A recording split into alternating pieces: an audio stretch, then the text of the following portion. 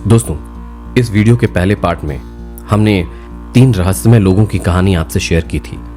आप में से जिसने भी इसके पहले भाग को नहीं देखा है, उनके लिए डिस्क्रिप्शन में लिंक दिया गया है। तो चलिए इस वीडियो का दूसरा पार्ट शुरू करते हैं।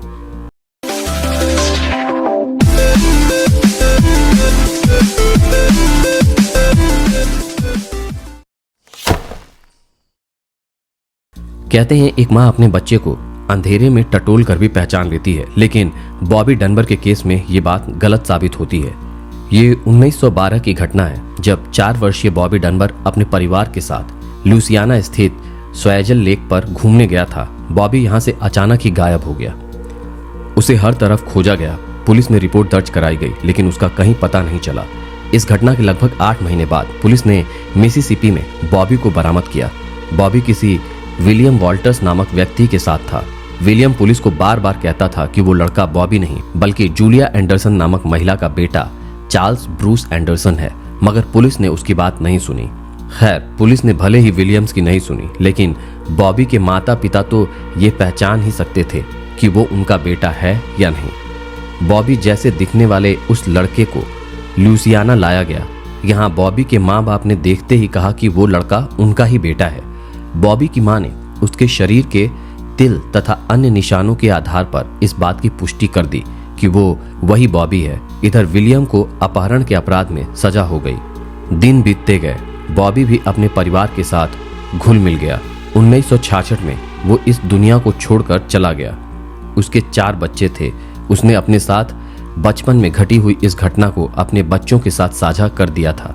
2004 में बॉबी के छोटे बेटे बॉब डनबर ने अपनी बेटी मार्गरेट डनबर के कहने पर डीएनए टेस्ट करवाया। वो चाहती थी कि वो अपने दादा के इस रहस्य को सुलझा दे। उसने अपने पिता के डीएनए को उसके चचेरे भाई यानी बॉबी डनबर के छोटे भाई के बेटे के साथ मैच कराया, लेकिन हैरान करने वाली बात यह थी कि बॉबी के बेटे का डीएनए उसके किसी चचेरे भाई बहन से मैच ना हुआ। मतलब कि इतने सालों तक जिसे बॉबी डनबर समझा गया वो असल में ब्रूस एंडरसन था। इसके साथ ही विलियम को उस अपराध की सजा भुगतनी पड़ी जो उसने किया ही नहीं था। अब सवाल ये था कि अगर ये ब्रूस था तो फिर बॉबी का क्या हुआ। अफवाहें यहाँ तक थीं कि बॉबी के माता पिता ने ही बॉबी को मार दिया था, बचने के लिए किसी अन्य बच्चे को अपना बच्चा बना लिया। वहीं मार्गरेट ये मानती हैं कि बॉबी उस दिन तालाब में गिर गया या फिर किसी जंगली जानवर का शिकार हो गया। जो भी हो, लेकिन यहाँ सिर्फ अफवाहें ही हैं। बॉबी का सच क्या था, ये आज तक एक रहस्य ही है।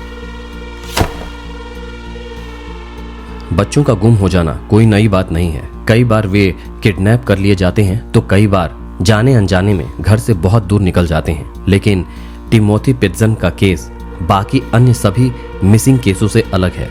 11 मई 2011 को 6 साल के टिमोथी को हर रोज की तरह उसके पिता ने स्कूल छोड़ा। स्कूल शुरू हुए अभी आधा घंटा ही बीता था कि टिमोथी की मां एमी पिट्जन स्कूल आई और स्कूल प्रबंधन से कहा कि उनके परिवार में कोई दुर्घटना हो गई है, जिसके कारण वो टिमोथी को ले जाना चाहती हैं। आखिर एक मां द्वारा उसके बच्चे को घर ले जाने से किस आधार पर रुका जा सकता था, सो उसे इजाजत मिल गई। हैरानी की बात यह थी कि एमी टिमोथी के साथ स्कूल से तो निकली, लेकिन घर नहीं पहुंची। किसी को नहीं पता कि उसके बाद एमी अपने 6 साल के बच्चे के साथ कहां गई। अगले दिन टिमोथी के पिता जिम पिट्जन ने एमी और अपने बेटे के नाम से 2 मिसिंग रिपोर्ट दर्ज कराई, लेकिन पुलिस को एमी जिंदा ना मिल सकी। गायब होने के 3 दिन बाद यानी 14 मई 2011 को एमी एक होटल के कमरे में मृत पाई गई। हैरानी करने वाली बात यह थी कि एमी उस कमरे में अकेली थी। टिमोथी उसके साथ नहीं था। उसके मृत शरीर के साथ मिली तो केवल एक चिट्ठी, जिस पर लिखा था कि टिमोथी बिल्कुल ठीक है और ऐसे लोगों के साथ है जो उसकी अच्छे से देखभाल करेंगे। तुम उन्हें कभी ढूंढ नहीं पाओगे। दरअसल टिमोथी के माता पिता तलाक ले चुके थे। जिम के अनुसार एमी पहले भी खुद को मारने की कोशिश कर चुकी थी, लेकिन इन सबसे बड़ा सवाल ये था कि आखिर टिमोथी कहाँ था और किस हाल में है। पुलिस ने हर तरफ खोजा, लेकिन टिमोथी का कोई सुराग ना मिला। हालांकि 2019 में पुलिस को एक ऐसा लड़का मिला जो खुद को टिमोथी बता रहा था। उसका कहना था कि वो 7 सालों से 2 किडनैपर्स के कब्जे में था तथा अब उनके चंगुल से भाग आया है। लेकिन जब उस लड़के का डीएनए टेस्ट हुआ तो ये बात सामने आई कि वो झूठ बोल रहा है। आज भी ये पुलिस के लिए बड़ा सवाल है, आखिर टिमोथी कहाँ गायब हो गया? वो जिंदा है या फिर किसी दुर्घटना का शिकार हो गया? ये दुनिया रहस्यों से घिरी हुई है। बहुत सी अफवाहों के साथ कई ऐसी घटनाएं भी हैं जिन पर यकीन कर पाना बहुत मुश्किल है। 66 साल पहले जापान एयरपोर्ट पर उतरे एक अनजान यात्री की कहानी भी कुछ इसी तरह की रहस्यमयी है। 1954 में टोक्यो के हेनेडा एयरपोर्ट पर एक यात्री उतरता है। अन्य यात्रियों की तरह वो भी चेकआउट काउंटर की तरफ बढ़ता है। उसका पासपोर्ट वेरिफिकेशन के लिए लिया जाता है। यहाँ तक सब कुछ सामान्य था, लेकिन यही बात तब असामान्य हो जाती है जब पासपोर्ट चेक करने वाले की नजर उस देश के नाम पर जाती है जहाँ का ये व्यक्ति निवासी है। उस देश का नाम होता है टॉरेट। इस देश के बारे में वहाँ मौजूद किसी भी कस्टम अधिकारी ने कभी नहीं सुना। उस अनजान यात्री से पूछताछ होती है। उससे जापान आने की वजह पूछी जाती है तो वो बताता है कि वो यहाँ एक बिजनेस ट्रिप पर आया है। उसके अनुसार उसका ये देश फ्रांस और स्पेन के मध्य कहीं स्थित है। पासपोर्ट पर लगी अन्य देशों की मुहर सही थी, उस व्यक्ति के कागजात सही थे। फिर भला गलत क्या था?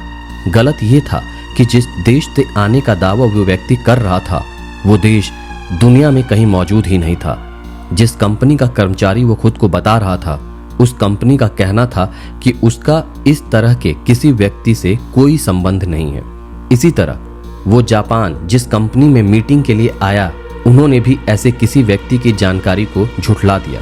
जिस होटल में ये व्यक्ति अपने ठहरने की बात कह रहा था उस होटल में भी उसके नाम की कोई बुकिंग नहीं थी। परेशान कस्टम ने जब उस अनजान यात्री को वर्ल्ड मैप दिखाकर उसमें उसे अपने देश खोजने को कहा तो उसकी उंगली एंडोरा नामक देश पर जाकर रुक गई। वो झुंझला गया। उसका दावा था कि ये मैप गलत है क्योंकि यहाँ एंडोरा की जगह टॉरेट का नक्शा होना चाहिए। उसने ये भी कहा कि उसका देश वहाँ 1000 सालों से स्थित है। उस यात्री की हर बात कस्टम अधिकारियों को उलझा रही थी, लेकिन उसके दस्तावेज फर्जी नहीं लग रहे थे। और तो और उसके पासपोर्ट पर उससे पूर्व टोक्यो की कई यात्राओं की मुहर लगी हुई थी। मामले को उलझा देख एयरपोर्ट अथॉरिटी ने एक होटल के कमरे में पुलिस कस्टडी के साथ उस अनजान यात्री के ठहरने की व्यवस्था कर दी। उन्हें लगा कि इससे उन्हें इस रहस्यमय शख्स के बारे में गहराई से जानने का समय मिलेगा, मगर हर किसी की आंखें फटी की फटी तब रह गईं जब अगली सुबह वो शख्स उस कमरे के अंदर से ही ना जाने कहां गायब हो गया। इतना ही नहीं बल्कि जो दस्तावेज पुलिस ने उससे बरामद किए थे वे सब भी गायब थे।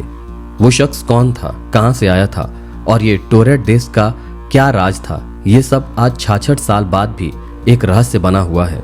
कई रिपोर्ट्स में ये बात भी कही गई कि वो शख्स टाइम ट्रैवलर था जो गलती से इस समय में आ गया था। हालांकि इस तरह की किसी बात की कभी पुष्टि नहीं हुई। सन 1970 में नॉर्वे की इस्डलन वैली में एक महिला की जली हुई लाश बरामद की गई। एक पैदल यात्री जो वहां से अपनी बेटी के साथ गुजर रहा था उसी ने इस लाश को देखा तथा पुलिस को खबर की। महिला की लाश इतनी बुरी तरह जल चुकी थी कि उसकी पहचान कर पाना नामुमकिन था। उसका सामान उसके पास ही पड़ा था। उसके कपड़ों पर से टैग हटाया जा चुका था। पुलिस के पास इस बात की कोई जानकारी नहीं थी कि वो लाश किसकी है। महिला को लेकर संदेह तब बढ़ने लगा जब उसके हाथ में थामा हुआ सूटकेस खोला गया। इस सूटकेस में नकली बाल, 8 से ज्यादा पासपोर्ट, बिना निर्देश वाले चश्मों के जोड़े तथा कुछ हाथ से लिखे कोड बरामद हुए। इन कोड्स को तोड़ने के बाद पता चला कि ये तारीखें तथा अन्य जगहों की सूची है जहां इस महिला को जाना था। ऑटोप्सी रिपोर्ट के अनुसार उस महिला के शरीर में 50 से 60 नींद की गोलियां मिली तथा इसके साथ ही उसके पैर में गोली मारी गई थी। ये बात भी सामने आई कि उसके मारने के बाद नहीं बल्कि जिंदा ही जलाया गया था। इन सब बातों के बाद अब कई नए सवाल सामने खड़े हो गए थे, जैसे कि वो कौन थी, उसे किसने और क्यों मारा होगा, क्या वो कोई जासूस थी, आखिर पुलिस ने इस केस को सबसे छुपाने की कोशिश क्यों की। सवाल तो बहुत उठे मगर जवाब आज तक नहीं मिल पाया। इस पर 2019 में एक टीवी सीरीज बनी भी हुई है जो शायद इस साल देखने को मिले। तो दोस्तों, आपको आज का अंक कैसा लगा हमें कमेंट सेक्शन में कमेंट करके जरूर बताएं। और अगर अभी तक आपने हमारे चैनल को सब्सक्राइब नहीं किया है तो हमारे चैनल को सब्सक्राइब करें और आने वाले वीडियो के नोटिफिकेशन के लिए हमारे बेल आइकन को प्रेस करें।